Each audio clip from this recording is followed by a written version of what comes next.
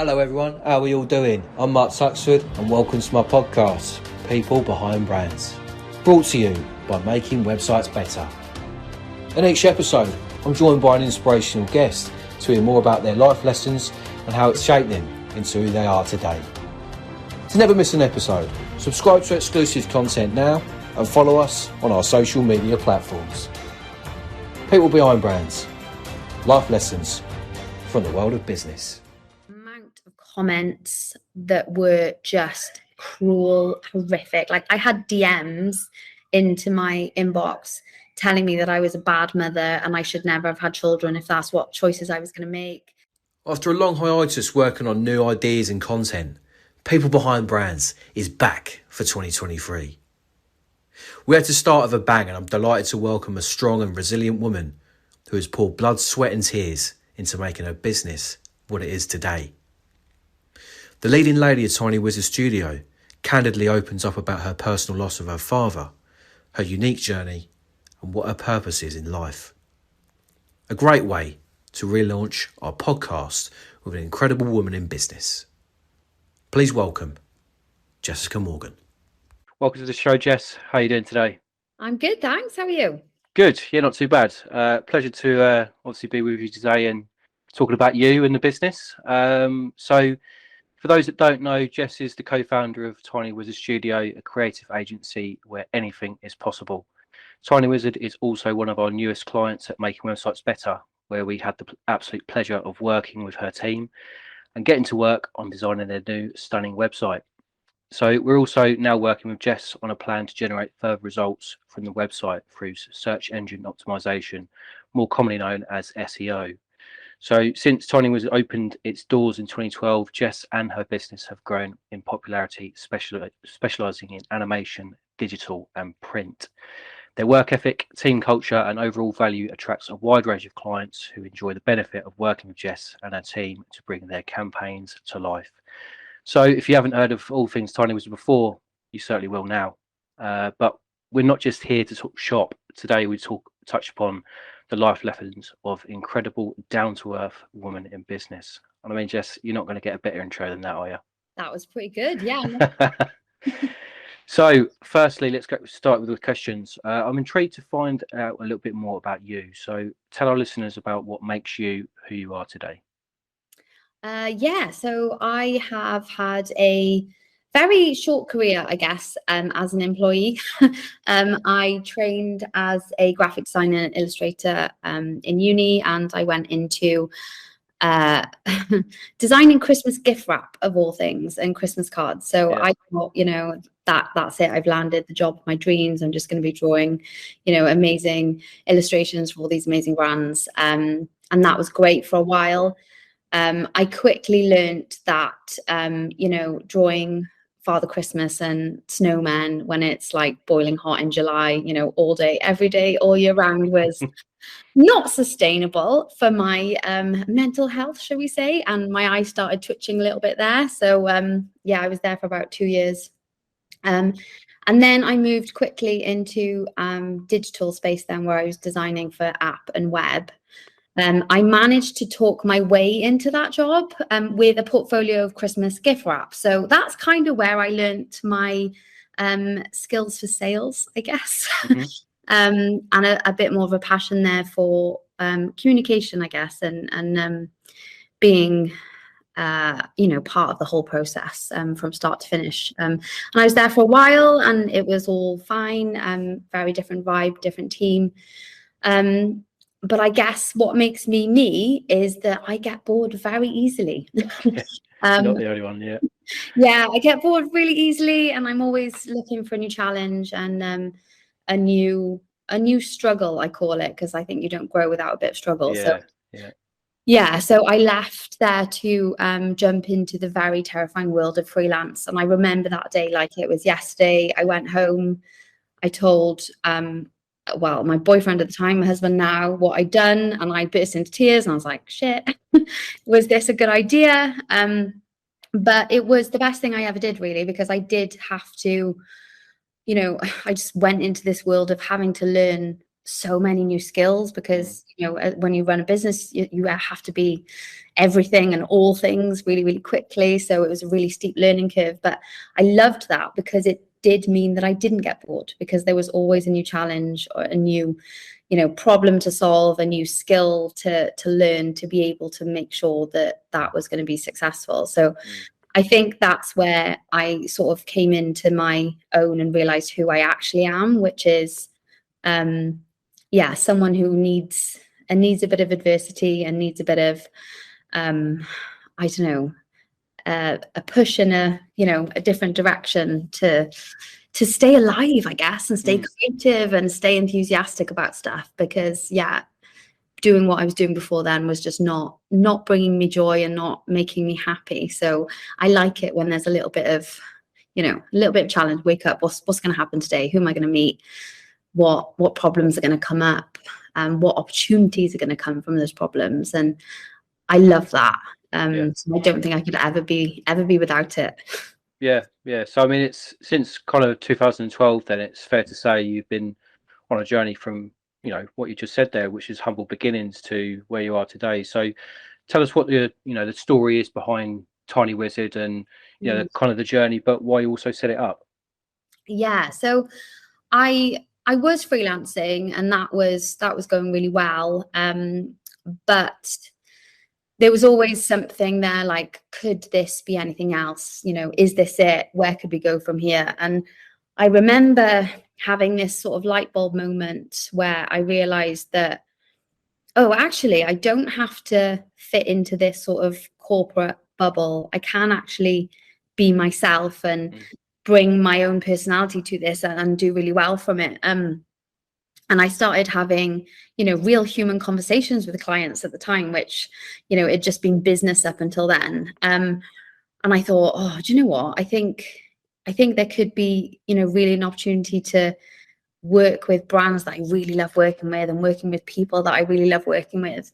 And the more freelance clients I got, and the more repeat business I got, the more I got asked things like, oh, do you do this as well? Or do you do that? And I stupidly or brilliantly, however you look at it, always said yes, even if I had no idea how to do that thing at the time.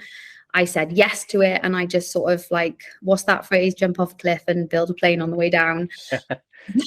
Sort of that situation. And one day, sort of, I guess the stars all aligned, really. I was really a lot of my work was creating infographics, digital infographics for businesses, because that was a huge thing at the time. And then a client asked me, oh, do you do, you know, animated versions of these infographics? Because I think that would be really useful. And I said, yeah. No, I didn't have any clue how to do it. I was like, yeah, I totally do. And then within the same, like, couple of weeks, my husband, who was working for a police force at the time in video forensics, so he was creating lots of court presentations. They sent him on an After Effects course. And he came back from that after 2 weeks. He had to go away for it. He came back and he showed me what he'd been doing. And we just thought, oh, so I just had a question from a client about creating animated infographics. You have those skills now. I wonder if there's something that we can do and combine our skills and, like, sort of jump on this opportunity. So we did. We created an animated version of an infographic I'd been doing for this client. And it went down a storm, and we were like, okay, there's something here. But it was kind of a new thing. It was definitely a new thing for us. So it was like, how do we go out and sell this? So it was kind of a good few months of, you know, okay, let's figure out what exactly we can do, what we can't do, how we position it, etc. And then during that time, this is all relevant, I promise, about our relationship stuff, but we were planning a wedding, and we thought, oh, do you know what? Let's create an animated wedding invitation. That'd be really cool. Yeah, that would be cool. Yeah. That'll be good. Practice, hone our skills, see how we work together. I'll create all the artwork, storyboard it all, and you can make it move. And that was, like, a really big project. We actually sent it out on DVDs. Like, that's how long it was in the for everyone to view. And actually we did work really well together, and our skill sets matched really, really well. We were sort of described it as sort of like a jigsaw pieces that fit really well together. And then it sort of built from there. And so we started working together on lots of different projects like this, and bringing some of my graphics to life through animation. And it sort of built up and up and up. And then in 2016, we were expecting our first child. Yeah. And Dave was still working full time at the time. And I was like, well, I can't just take a year off, because no client is going to just wait. They're just going to go elsewhere to get their stuff done. So like, what are we going to do? It's not an option. And obviously freelancers running a business, you don't work, you don't get paid. So like, how is this going to work? And then, cut long story short, it was just at the time when the government changed the rules around like shared parental leave. So Dave basically said, I'll take the parental leave, and you can carry on working, and I'll be the stay-at-home dad, as it were, but we could still do some work behind the scenes together while we build that up. Yeah. And actually it was like, looking back now, we're like, how the hell did we do that? Because we had to carry on working. And we were sort of shift working in the house. Like, I'd be doing the graphics during the day, and then I'd take over the baby at night, and then he'd go and animate the stuff that I'd been working on the day. And we sort of work like that for a good while. And it was hard, but it was like, we can't let this opportunity really pass us by. So that worked well. It was terrifying and difficult, but we were earning money, and we were starting to build up a little bit of reputation. And we were talking about him leaving full time at some point, and us building the business together from there. And then, life happens, and we found out we were expecting baby number 2 6 months after our first child was born. Okay. We were like, wow, okay. Just to add, we love a challenge. We like to make life difficult for ourselves, because it's always paid off. And that was the point then where we were like, okay, just quit. We know we can do it with 1, surely we can do it with 2, it'll be fine. So he did. He left his full-time job, and we basically hunkered down at home with 13-month-old and a newborn, and just carried on our sort of hustle shift style life. And it was really tough, really tough, but we made it work, and we paid our bills, and so much so to the point where we were like, okay, what now? And we were living in Cardiff at the time, in the city. Life changed for us like dramatically with the kids, so we weren't going out as much, and we needed some help with childcare if we wanted to actually make a go of this business. Like, we got to that point where we were like, oh shit, we're adults. We're actually adults, and we've got dependents, and we need to make this work. We can't play at it now. It has to work out, because neither of us ever wanted to go back to work with anyone, for anyone, ever again. And you get that taste of independence and choices and all that stuff, it's kind of hard to go back. So we said, okay, where do we want to end up? And it was a bit more rural. It was somewhere like, Dave's parents are from Crickhowell, so we're north of Cardiff, near the Brecon Beacons. Let's go there. Let's move our whole family there. We can work from anywhere right this second, because it was just the 2 of us. So let's jump on the chance to love where we live and build a life where we want to end up. So we made a big move to Cardiff to Abergavenny in 2018, and had a bit more support, which was brilliant. And then once we had some headspace and were settled in, we said, okay, what now? Because we'd been doing fine, but as I said, we were like, right, this needs to be a serious venture now. So we went and got ourselves a business coach. Okay, excellent. A business coach help us with growth, basically, and make a sustainable business. And that kind of changed everything in 2018. And yeah, from there it's been a bit of a whirlwind of learning and growth. And now there's 11 of us in a really nice, beautiful studio, in surrounded by mountains. You know, kids' school is across the road, our home is across the other street, and it's just like, okay, we designed it this way, so we need to, like, you know, grateful that we've managed to get here. But we'll get bored again shortly, I'm sure, and then there'll be. Yeah, I think that's progression, though, isn't it? I mean, you know, you get to a point where, you know, like you say, that you've created what you have now, and you should be proud of that. But you know, there also comes a point where you want to grow and you want to take your business to the next level, and you want to you as a person or as a business owner want to be taken to the next level and have that challenge, as you keep saying as well. So yeah, I think it's something to be proud of, definitely. But I mean, you know, thinking about that now, I mean, did it kind of feel like starting out, did it kind of feel like a leap of faith, a risk, or was it more of a, I suppose, more of a natural sort of progression? But I mean, it sort of sounds an element of all three, if I'm honest. But what would you say is more? Is it the leap of faith or risk, or yeah, what would you say? It was definitely a risk. And I mean, like any big change we make is a risk. Any decision you make in life is a risk for any whatever situation you're in. And it did feel like a risk, but it was a calculated risk. And it was mostly calculated on happiness and work-life balance, and we both wanting to be involved in the kids growing up and business and be a partnership in all things. So it made sense. And we did sit there and think, okay, we're giving up a steady paycheck. We're giving up security in inverted commas, because like, how secure are you ever really anyway, even if you've got a full-time job?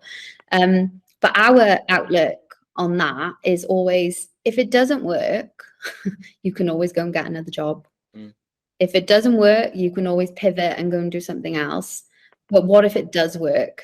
You know, what if it does work? And it's like, you don't want to get to that point where like, I wish I tried. I wish I tried that, and then have regrets. So, you know, what's the worst that can happen, I think, is a good. That's such a great attitude to have, because everyone else would be the opposite of like fear of it not working, fear of failure. So actually, you're looking at it from the complete opposite aspect of it and thinking, why not give it a go? What have I got to lose? So yeah, I completely admire that. But I think maybe that's also what maybe your clients see in you as well. So what would you say? Why would you say that your clients, or your current clients, existing clients, past clients, why do you think they've chosen you to work with to obviously fulfill their services? I think now would be a different answer to back then. I think back then it was I was, you know, eager to build a reputation and do a good job. So I was reliable, I was on time, I always delivered what I said I was going to deliver when I was going to deliver it. And that was like the foundation, really. And I never understand it when, you know, I don't know, people are late for meetings, or people are, oh, it's going to be, you know, life happens, it does. But like, I think you have to be able to deliver on your promises. And I think I did that. And, you know, with a growing team, it gets ever more difficult because you add people to the mix and there's more variables. But the ultimate rule, I guess, is just to always deliver on your promises, and where you can, over deliver. And if shit does go wrong, have that honest conversation with them, you know, and just be like, this happened, you know, I'm human, this is life, this is what happened, instead of, you know, glossing over it with some sort of excuse. So I think a bit of honesty, a bit of authenticity. I think being really open about our, you know, situation and our family life and stuff. People connect with that stuff, you know. People buy from people, they buy from people that they like. And you're not going to please everyone, but the people that will get you and champion you, you know, those are the people you want to work with anyway. So sharing yourself and your situation and your passions and your goals is sometimes the best way to attract those people and get them to, you know, build loyalty, I guess, is a good way of putting it. Yeah, well, it's a perfect sort of segue to my kind of next question, really, which is, you know, one of the reasons why we founded this podcast is, you know, upon kind of honesty, mental health, and how testing times have impacted, good or bad, on our sort of personal and working lives. So away from, you know, business at, you know, Tiny Wizard or any kind of freelancing stuff that you've done before, can you tell us about a challenging time in your life that made you who you are today? Yeah. Oh God, there's been so many. I guess the most recent huge challenge and huge change in my life was the beginning of 2020, and it's not what you think. Like, that happened to everyone. Everyone had their challenges. But the very beginning of 2020, my dad passed away from alcohol abuse. So he was 56, so super young. Left behind my 14-year-old stepsister, my stepmother as well. And he'd always had issues, but it was sort of something that I'd always lived with, and it was kind of sudden. It was really, really sudden, and it was it was, well, as you can imagine, it was a really, really tough time. But it happened at a point where lockdown was starting to, you know, be talked about, and that was imminent. And actually his funeral was held the day before they shut the whole country down.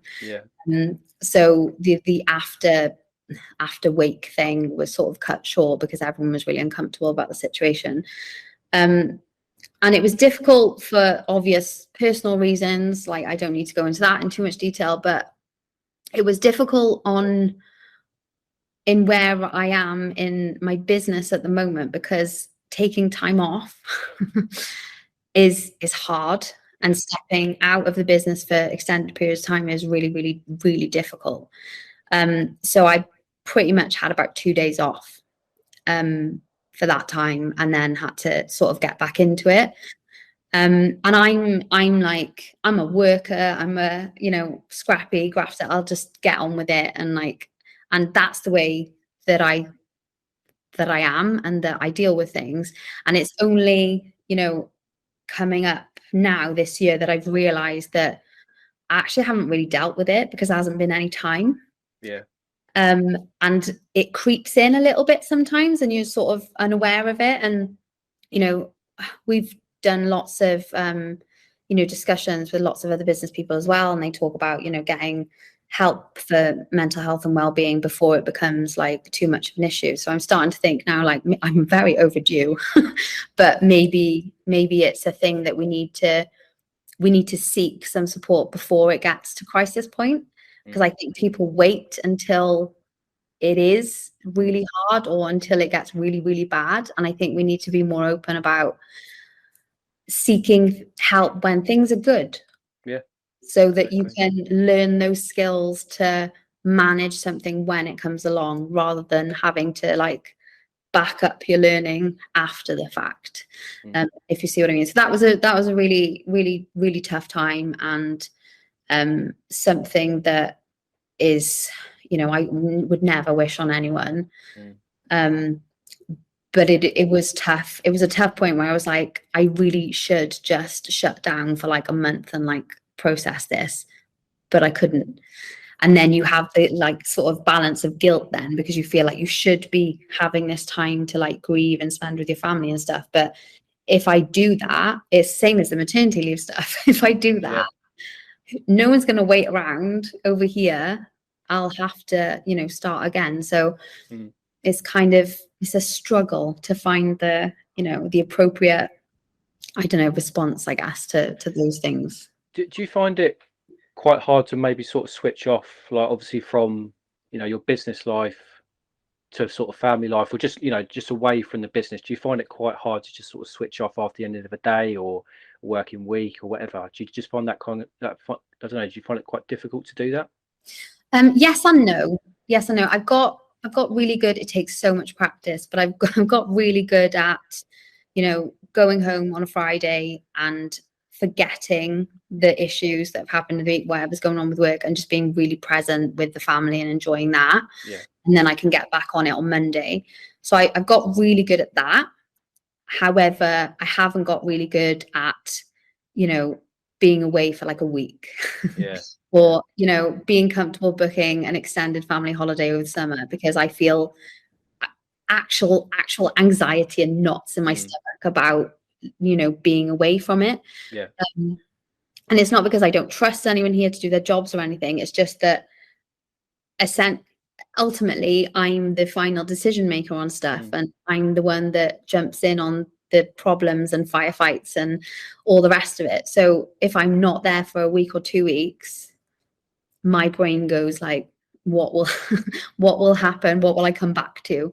And it is business and life, but also the point of us building this business is to create a good life. So you can't leave it because one informs the other. Yeah. So yeah, yes and no. I can do weekends, but yeah, holidays are not a thing at the moment.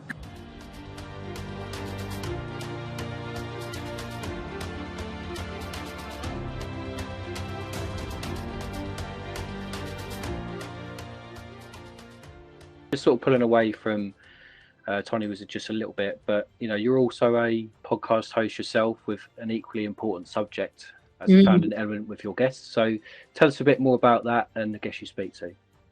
Yeah, it's kind of a project that is a bit of a passion project, really. Well, no, it's definitely a passion project. And it was kind of born from when I entered the industry and I was trying to like network and get to know people. What I found was that women aren't that nice to each other. Like, this isn't true of everyone, but it was my experience when I was reaching out to successful women and saying, I love what you've done. Can I learn from you? Can I do this? It wasn't always that friendly a response. And sometimes it was downright hostile. And sometimes it was like we were competing against each other, even though we were in like different industries or different levels in our career and stuff. And it just always bugged me that was a thing. And my business coach, Cassandra, she has been like the most amazing champion, advocate, cheerleader, marriage counselor, therapist, all of that stuff for the last like 4 years now. And I was like, imagine if we all did that for each other. If we could go, do you know what? I've done this today and I'm really proud of myself. And the other person said, that is amazing. Congratulations. Rather than what seems to be the tradition is to criticize or, oh yeah, but you did that, but you didn't spend enough time with your kids doing it, or you focused on your career and you didn't do this. And that's what I found a lot of. So it generally came out, I was in the bath, I was about 3 glasses of wine down. I was listening to a podcast and I thought, oh my God, wouldn't it be amazing if we could actually make that whole bloody hashtag women empowering women thing real? Because it isn't. And I messaged Cass and I said, I've got an idea. We should do like a whole event around like what would happen if women actually supported women and championed women. And then it sort of evolved from there. And we were like, let's do a podcast. And it was really born out of like a mission to get women to talk about the different choices they've made without judgment and without feeling like they needed to dampen down their successes, because we do that a lot as well. We go, oh, you're really lucky to do this, and go, yeah, I'm really lucky. Whereas actually we should say, no, I'm not lucky. I worked really hard for that and I designed it that way. And that's what we should be doing more of. So yeah, we're on season 2 now, and we've spoken to some amazing women who have built like £1 million businesses, who've built tech startups and sold them, who are small creative businesses and influencers on social media, radio presenter, a professional dominatrix even, who like is a mother as well, and she's running that whole business thing. Some really fascinating people who've all made really different choices in their careers and in the way they parent and the way that they, you know, they build their family life. And what the podcast actually did for me was it did 2 things. It proved my point that the mission, the point we were doing it was right, because we had a lot of abuse, especially for the first half of season 1. But it also gave me hope that actually that's not everyone, because all these women have given up their free time to talk to us about this, and they're being really open, and we are having those nice, encouraging conversations, and, you know, celebrating each other and saying, do you know what, that's amazing that you did that, and, you know, tell me more. So it's been emotional, definitely. Hard work. I mean, you know, podcast producing is like much harder work, and a lot more time goes into it than you think. Actually. But I love it. Yeah, it's really, really brilliant, and it's given me hope, I guess. Yeah, I think you have to have if you want to do a podcast, you've got to have a point that's, I suppose, kind of unique, but also that you're passionate about. And, you know, this is one of the reasons why we've developed People Behind Brands, is because we want to find out the stories, the life lessons from people that are not just famous, but like ordinary people such as me. You know, it's one of these sort of things where I don't feel like that a lot of people have that platform to do that and share their stories, especially from a business point of view as well. So yeah, I think your point is really valid. And you've also mentioned there that, like, you know, you've had abuse through that as well. And I think as a podcast host or doing a podcast, you have to put yourself on a pedestal, you know, and you might get some criticism. Not everyone's going to like your tone of voice, your topics, or whatever you're going to be speaking about. But how did you deal with, you know, the kind of negativity or the abuse that you were getting, especially in that first season? Yeah, it was unexpected, I think. It was expected in terms of, like, we knew people would disagree with our choices. Like, just for context, the first 2 episodes are mine and Cass's, like, origin stories, I guess, and how we both you know, got into business. And she was a single mum, so she had to keep working. So she went back to work after 2 weeks. I went back to work after 2 weeks. I've already, you know, went into that story at the beginning of how we started. And the press picked it up, and obviously clickbait articles, you know, these business women only took 2 weeks maternity leave. And rather than focus, because, you know, it's press, I get it, rather than focus on the point we were making, which was whatever your choice is the right choice for you. But let's celebrate everyone, you know, doing their best, and you know, celebrate their successes. They highlighted that fact instead. Which was out of context, and the amount of comments that were just cruel, horrific. Like, I had DMs into my inbox telling me that I was a bad mother and I should never have had children if that's what choices I was going to make. And there was comments, but there was ridiculous comments on there, like, oh, I haven't read it, but, or I haven't listened to the podcast, but, and you're like, oh, dude, like, what are you doing? Like, don't comment then. So it was kind of expected, but not to that level. And I'm not going to lie, that day that happened, I was like, shut it down. I'm not doing it anymore. It's not worth it. I'm like an emotional person anyway. And like everything that's happened in the last couple of years, I was like, I don't need any more drama. But then the positive messages started coming through from women who had been, like, you know, breastfeeding in the boardroom like 2 weeks after giving birth because they were like running a business at this level, and a woman who had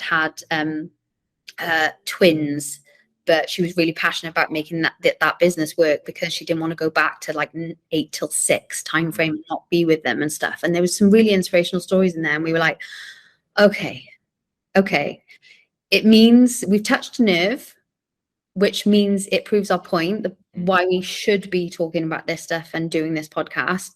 And it also means that there's people out there who need to, you know, these sorts of conversations, and will listen and will join in. So it was like, okay, I can.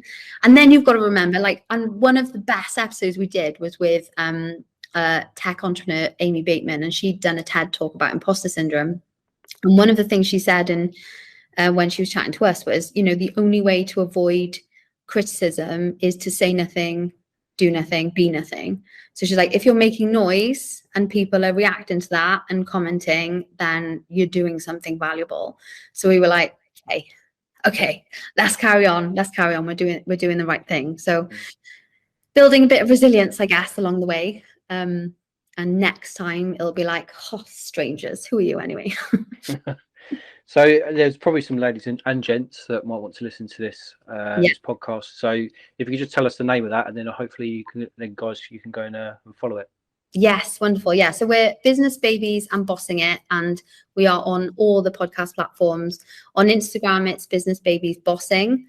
And on that note as well, we do have an episode with and Dave talks about being a stay-at-home dad and his experiences with that as well, which went down really well with the male audience, and another guy as well who's a single father who's running 3 businesses as well. So that we've sort of trying to cover both perspectives. But yeah, it's growing. We've got some amazing guests lined up for this season, and I think the conversations we're having are important and should be had more. Yeah, I completely agree, and yeah, hopefully you can just keep pushing on with it, and try and block out any kind of negativity. And it's always going to be there, unfortunately. But yeah, you keep pushing on. But with so much going on in your life right now, podcasting, business, babies, whatever it might be, what would you say is your purpose, your why in life, and your big plans for the future?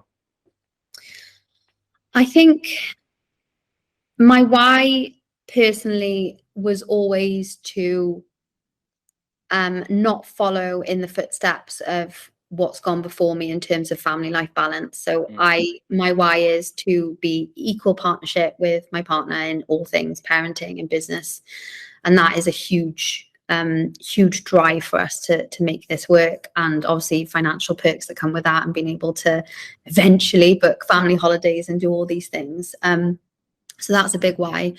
The business why is stemming from both of our experiences in working in other organizations and businesses was and is to build an environment, build a culture where people can be 100% themselves all of the time, that they never dread a Sunday night, Monday morning, they never have those blues, that they love coming to work and they can express themselves creatively without being, cut off or hemmed in or whatever it is, and just create something that is inclusive and somewhere people like to be, really. That's what our mission is, and that's why we take a lot of time when we recruit, and we put a lot of time into personal development and culture and being together. That's really important to me.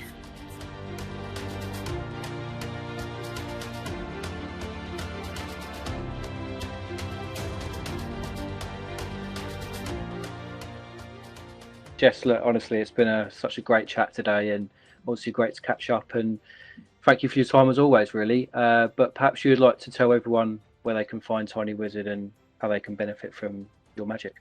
Oh, thank you. Yeah, no, it's been amazing. Thank you for having me. No worries. I hope it was entertaining or useful. But yes, yeah, Tiny Wizard Studio. You can find us online, tinywizardstudio.com. We are all over socials. Just search Tiny Wizard Studio, and we are oversharers. I reckon you could probably name us, but we do like to share behind the scenes because, as I said, people buy from people, so that's a big part of what we do. But what we really do, I guess, is inject some magic into sales and marketing. So there's lots of competition out there in business. There's lots of people who do the same things that you do, who might do it better, who might do it in a different way. And the way to stand out is to be storytellers. And that means to, explain, whether it's with an animated explainer video, which we create loads of those for, whether it's with creating a really unique brand for your business, whether it's digital marketing, whether it's print, whatever it is to explain why, what differentiates you from your competitors, why you do what you do, why you're passionate about it, why your employees love to work with you, why your software is the best, why your tech is better. But how can you create a story into it? We're always trying to say, well, what were you doing when you came up with that invention, or where were you when you had that idea, rather than going, what is your sales message, who are you aiming at, how much is it, where do they go to buy it? It's like, what was your CEO doing when he came up with this idea? What is the story behind it? And working from those origins and telling that story and building that, you know, is what we do, really. So we'll probably ask lots and lots of questions before we think, you know, this would be a good way route creatively. But yeah, I guess that's a long-winded way of saying, yeah, animated explainer videos, brand, digital, but we want to make you stand out from the crowd is the ultimate answer. Yeah, I think we've seen firsthand what you guys do, and you know, to use the word magic again is probably overestimating it, really. But I mean, it's unreal what you guys do, and yeah, I think anyone that works with you can definitely, you know, benefit from your services and hopefully make their businesses a lot better, and whether it's a product or service, whatever it might be. So yeah, we've really enjoyed working with you, you know, especially with the website sort of stuff, and obviously continuing that with the SEO program that we've just started. So we're looking forward to, yeah, just continuing that, really. But yeah, as I say, thank you very much for your time, Jess. And Thank you know, you. you guys, please make sure you join us next time for brand new guests as we continue series 2 with more life lessons for in the world of business. But for now, ladies and gentlemen, I'll give you Jessica Morgan of Tiny Wizard Studio. So that's it for this episode of People Behind Brands. If you like what you heard today, do yourself a favour, subscribe to our exclusive content now, and follow us on our social media when you search People Behind Brands podcast or at podcast PBB. Join us next time for a brand new guest as we explore more life lessons from the world of business. We'll see you soon. Ta-da!